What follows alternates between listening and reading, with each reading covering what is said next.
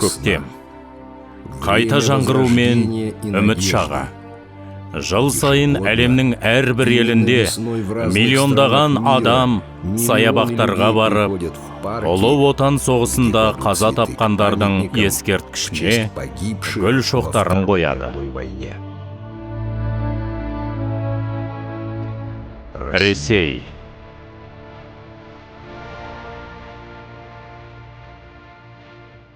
Ұлыбритания.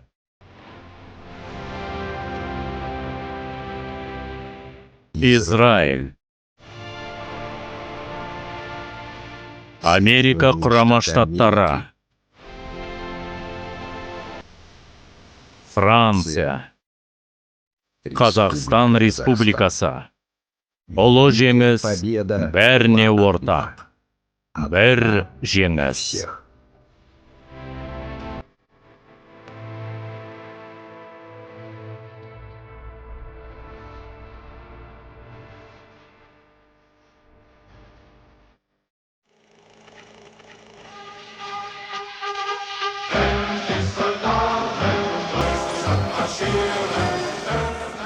Екінші дүниежүзілік соғысты бастаған қанпезер мемлекеттер одағының басында Гитлерлік Германия тұрды.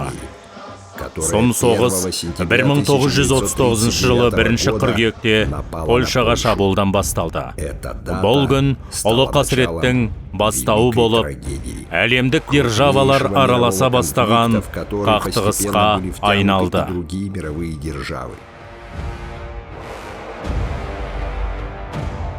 1941 жылы 22 маусымда фашистік Германия Кеңес одағына опасыз шабуыл жасады. Ұлы Отан соғысы басталды. Шекарадағы алғашқы шабуылға Брест бекінісі кеудесін тосты. Жаңбыр жауып, күн күркіреп тұр деп ойладық. Полк механигі: жігіттер, бұл найзаға емес, соғыс деді. 18-19 жасымызда алғаш естіген хабар осы еді. Қолдан келер не шара? Соғыс. Жүрек соққысы үдей түсті. Осылай соғысты Брест қамалында қарсы алдық. Неміс артиллериясы бекініске бұрқасындай оқ жаудырды. Үлкен шығынға қарамастан, Қызыл армия жауынгерлері неміс әскерінің шабуылдарына тойтарыс беруге тырысты. Немістер бірден аэродромға шабуыл жасады. Штабты аэродромды бомбалай жөнелді. Бұл туралы Брест бекінісінің мұрағатында бар. Соғыстың бірінші күні біз 16 неміс танкісін жойдық. Әлі есімде. Біз сол жерде тек мылтықпен отырмыз. Соңғы деміміз қалғанша арпалысуға дайынбыз. Жанымда Трумов жатыр. Файзулла Трумов. Қараша, 2 оғым ғана қалды деп қояды. Сенде қанша? Менде 6. Мә қалғанын ал деп 3-ін қолына ұстаттым. Мұның бір үлкен шаруа болды деп тіл қатты. Сонда да бірнеше оғым қалды. Қандай ерлік, бір-бірін айтпай түсінетін бауырмалдық. Жауға оңай берілмейтінімізді түсіндік.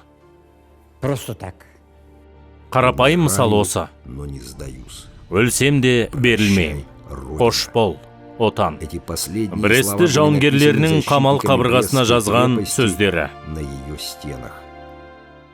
Неміс әскерлері Кеңес жауынгерлерінің бекінісін 1 айдан кейін ғана бұзып, қамалға кірді. Қызыл армия шайқаса жүре шегініп, жауды шығынға батырды. Фашистерге қарсы тұру үшін сарбаздар шегіне жүріп, күш жинады. Қазақстанның түкпірінде Соғыс туралы хабар алған мыңдаған адам қала алаңдарына жиналды. Ортақ қайғы қасірет әйелдің көп ұлтты халқын біріктірді. Соғыстың бірінші күні әскери комиссариат үстеліне қызыл әскерге қосылуға мыңдаған өтініштер түсті. Қарттар, әйелдер, балалар да майданға қарай ұмтылды. Асығыс бас қосқан, нашар қаруланған жауынгерлік бөлімдер майданға аттанып, вагондардан түсе сала айқасқа кірісіп жатты. 20 шілде күні майданда жүрдік. Жеткізген бойда соғысқа салды. Күн бүгінгідей жылы болып тұрса да, айналада оғыс қырып зулап жатты. Өз орнымызға құлай-құлай кеттік. Барлаушылар бақылау пунктін ұйымдастырды да, бірден соғыс әрекеті басталды. Мен артиллериялық барлаушы, зеңбіректің көзі болдым десем болады. Атқа мініп бақылау пунктіне бара жатырмын. Қылышым ғана бар. Әп сәтте бомба түсіп, атыс басталып кетті. Мен аттан құлап түстім. Жүгенім қолымда қалды. Атым тайып тұрып, жаяу жалпы қалдым. Көпірге жақындаған сәтте тағы да бомба жауды. Құлаған күйі еңбектеген қалыпта окопқа жетті. Құлаған снарядтан бетіме топырақ шашылды. Бірақ өзі жарылмай қалды. Штабқа келсем, атым сонда тұр. Жануар келген жеріне қайтыпты. Қазақстаннан шыққан отандастарымыз майданның барлық шебінде жан аямай айқасып жатты. Қиян кескі шайқаста Қазақстаннан шыққан мыңдаған әскер қырылды. Көп адам қаза тапты. Жүріп келе жатып, тірідей жерге көмілген, аяқтары ғана көрініп тұрған сарбаздарды көрдік. Солай өлді ме, әлде солай асығыс көмілді ме, белгісіз, таңғаларлық. Артымыздан келе жатқан жерлеу бюросы оларды қазып алып, басқа жерге жерледі. Майданда қару мен оқ-дәрі тапшы. Қазақстанға көшірілген кәсіпорындар қысқа мерзімде өндірісті жолға қойды. Әйелдер мен жасөспірімдер станоктарға тұрды. Бәрі майдан үшін, бәрі жеңіс үшін ұраны тылда ешкімді айналып өтпеді. Қазақстан совхоз колхоздары майданға қажет дүниенің бәрін жіберді. Адамдар алқаптарда тер төге жұмыс істеп, дәнді дақылдың соңғы түйіріне дейін майданға аттандырды. 1941 жылы соғыс басталып, 6 сыныптан кейін сабаққа барудан қалдым. Колхозда жұмыс істедім. Өгізге мініп алып, жер қашадым. Нан алу үшін бидай ектік. Халықтың күйі нашар еді. Нан жетіспеді. Бидай жинау үшін ашыған сүтпен күн көрдік. Кейін тракторге міндік. Киімсіз, тамақсыз болса да, халық жұмыстан қалмады. Таңнан таңға дейін еңбекпен өмір сүрдік.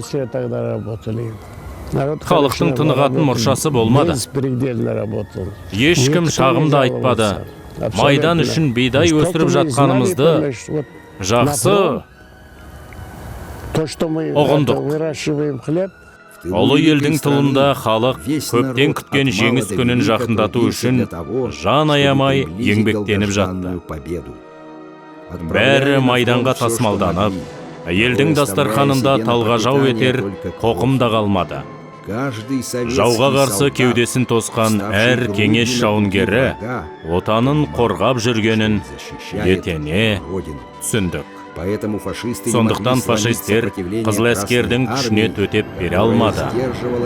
Батырлар Гитлер басқыншыларын қанға бөктірді. Әлемнің 62 елі, бүкіл жер шарының 80% екінші дүниежүзілік соғысқа тартылды. Америка Құрама Штаттары адамзат тарихындағы ең қанды және қатыгез соғысқа араласпауы мүмкін еді. Бірақ 1941 жылы 7 желтоқсанда Жапон авиациясы американдық Пёрл-Харбор әскери теңіз базасына соққы берді. Америка Құрама Штаттары бейжай қарап қалмады.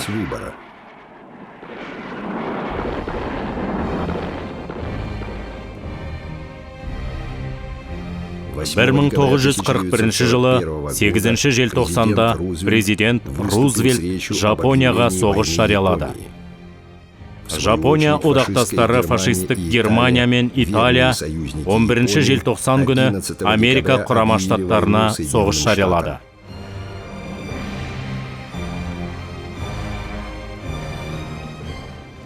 Кеңес одағы соғыстың алғашқы жылдары ауыр шығынға батты. КСРО-ның Еуропалық аумағының көп бөлігі жау қолында қалды. Мыңдаған қала қирап, миллиондаған кеңес азаматы жапа шегіп тұтқынға алынды.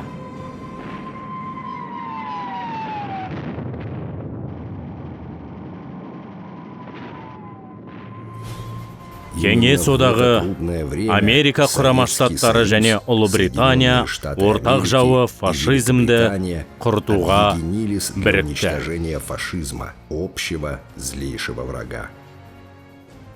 Америка Құрама Штаттары Ленд-лиз бағдарламасымен Кеңес одағына қару-жарақ, жүк көліктері мен азық-түлік жеткізді.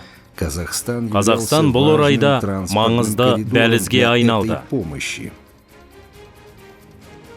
Америка Құрама Штаттары 1942 жылы Солтүстік Африка мен Тынық мұхитындағы фашистік әскермен соғысқа араласып, Кеңес одағына қысымды біршама әлсер етті. Соған қарамастан, неміс қарулы күштерінің 40% батыс майданда болды.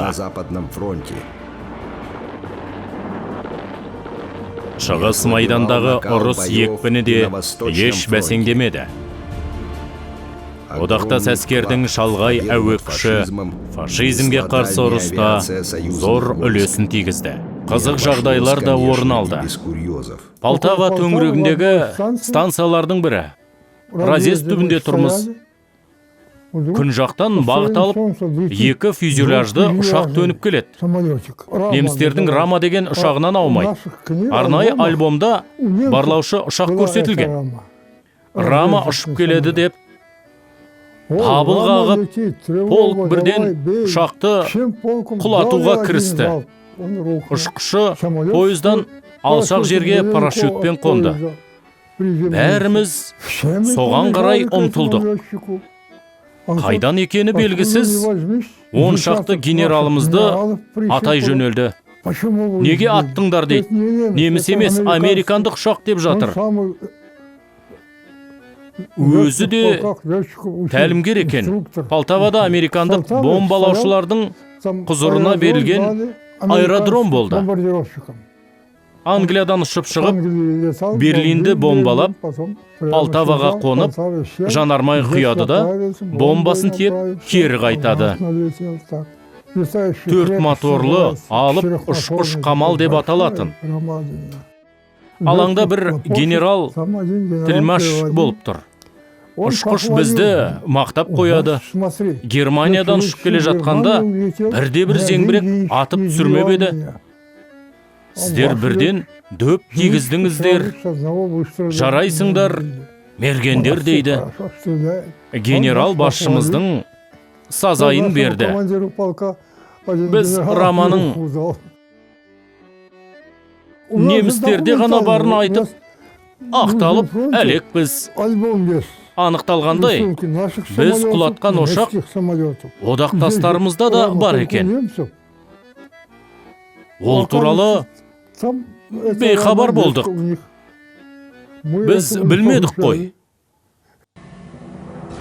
Ұшқыштың аман қалғаны одақтастар жеріне қонуы қуанышты хабар.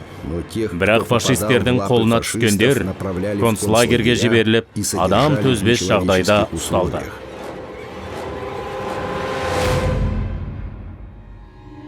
Қоршаудамыз. Барлық полк бірден тұтқынға алынды. Бізді Фалинпостельге айдап апарды. Лагердің артындағы мола ағашында аз болатын. Адамдар жаппай қырыла бастағанда мола көбейе берді. Соңында тіпті өліктерді лақтыра салатынды шығарды.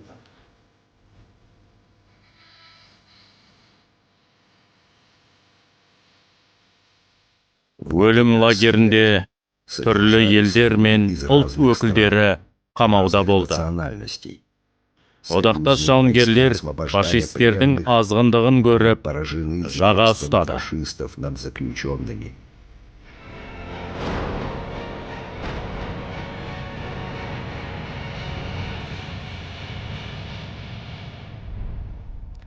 Фалинпостель лагері көлемдеді. Американдық бронды көліктер қоршауға келіп, бұзып кіріп,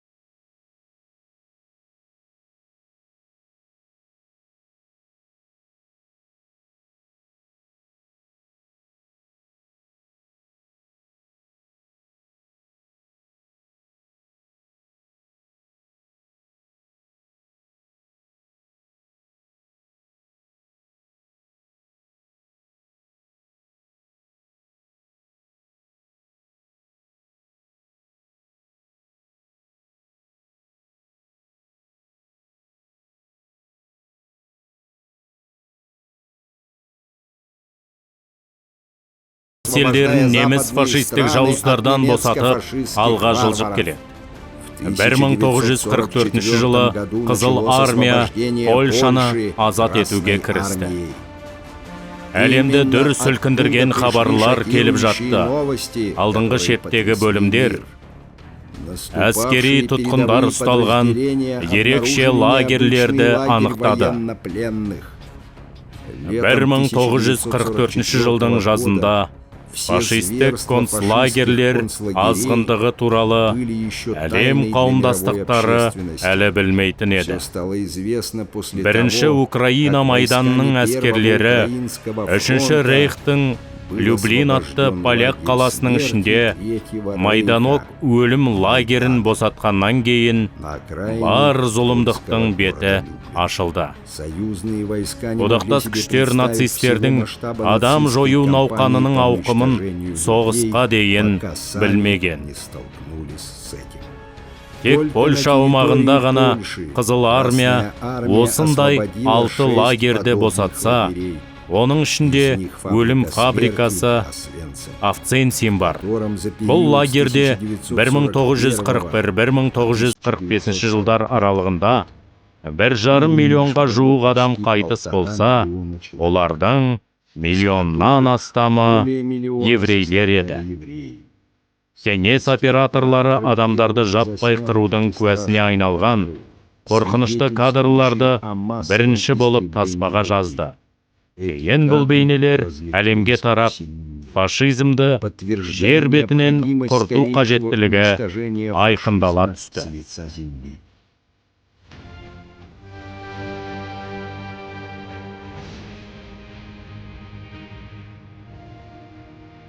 Германия рейхсмаршалы Геринг Германияға бомба түспейтініне ант берді.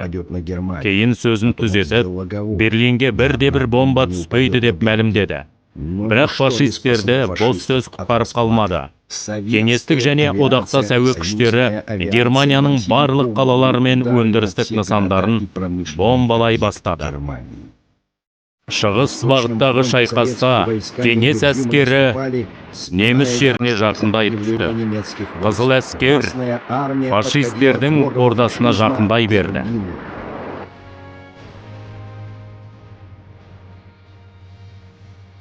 1944 жылы Америка құрама штаттары Ұлыбритания екі десанттық операция ойластыра бастады. 1944 жылы 6 маусымда екінші дүниежүзілік соғыстың ең үлкен десанттық Оверлорд операциясы жүзеге асырылды. Дайындық өте құпия түрде жүргізілді. Сондықтан Гитлерге Нормандияға жау қонған туралы хабарлағанда, ол бұл әрекетті көз алдау деп үміттеніп, сенім білдірмеді. Одақтас елдердің қимылы сәтті басталды. Күтпеген жағдай оң нәтижесін берді.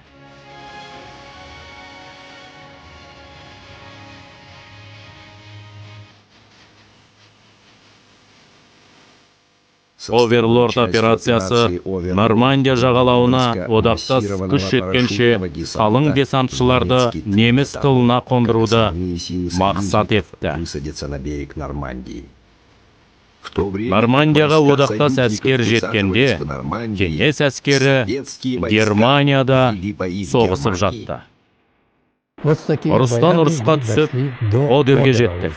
Барлық көпірлер қираған, саперлер салған уақытша көпірлерді немістер жағалаудың ар жағынан тоқтаусыз бомбалап жатыр. Ештеңеге қарамастан, өзендердің арғы жағына өтуің керек. Не тірі өттің, не өлдің де қалдың. Сулы шекараларды осылай кесіп өтті.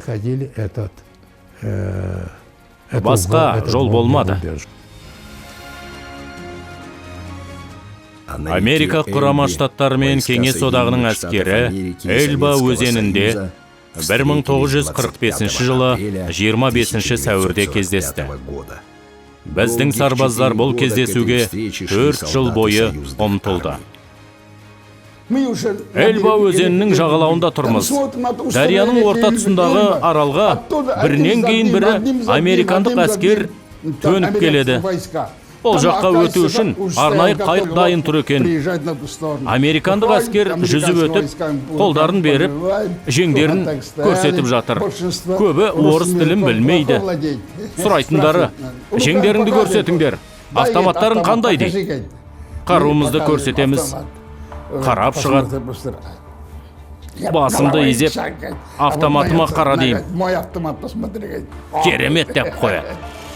Алдыңғы шеп командирлері одақтас әскермен кездескен жағдайға нұсқаулық алған болатын.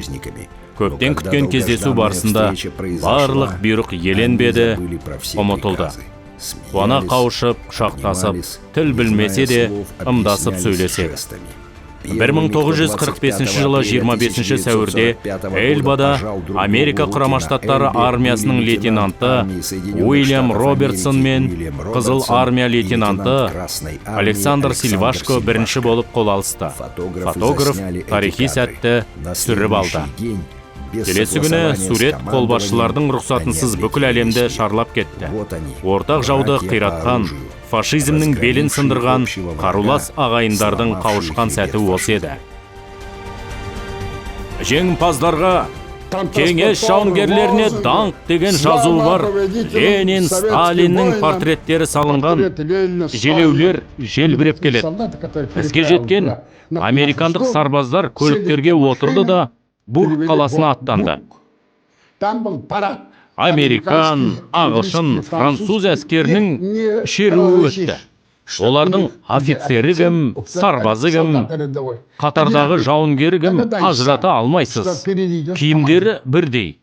Шеру алдында кім келе жатқанын болжап көріңіз.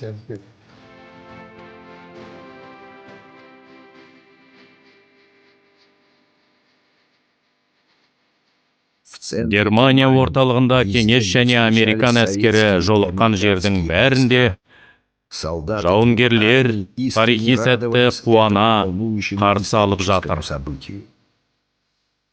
Кешкісін дастархан жайылып, шампандар, шарақтар ашылды. Кездесу үшін, Сталин үшін тілектер айтылып, жауынгерлер көптен күткен жеңіске куәгер бола алмаған Құрама Штаттар президенті Франклин Рузвельтті еске алды. Үстелге арақ қойылды. Эльбаның шығыс жағалауында джаз ойналды. Кеңес музыканттары американдық жауынгер достарына ән шырқады.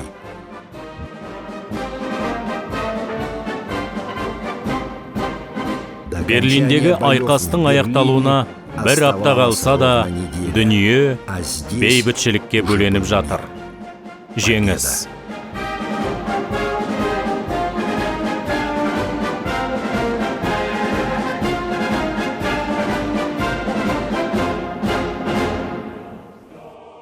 Жиырма 25 сәуірде Эльбада американдықтар көңіл көтеріп жүр. Алып денелі ірі тұлғалы сарбаздар. Жұлдыз шаңды берші дейді біреуі. Мен беруге болмайтынын айттым. Гимнастеркамның бір түймесін ағытып бердім.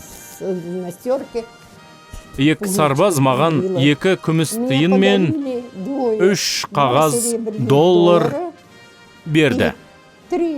Американдықтар көңілді болса, ағылшындар маңғаз ет. Бәрі соғыстың бітетініне қуанып жүр.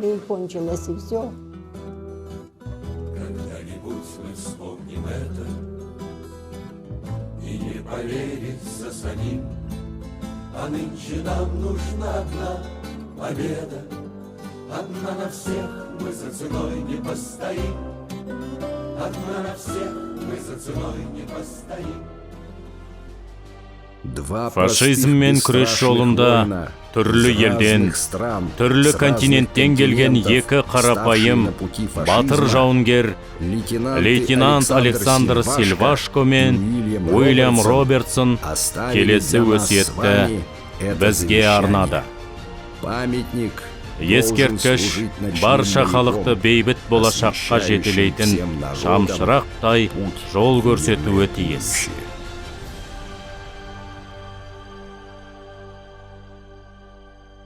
Біздің дивизионда жаңалық тез тарады. 2-ші дивизион едік. Соғыс бітті, ура! дейді.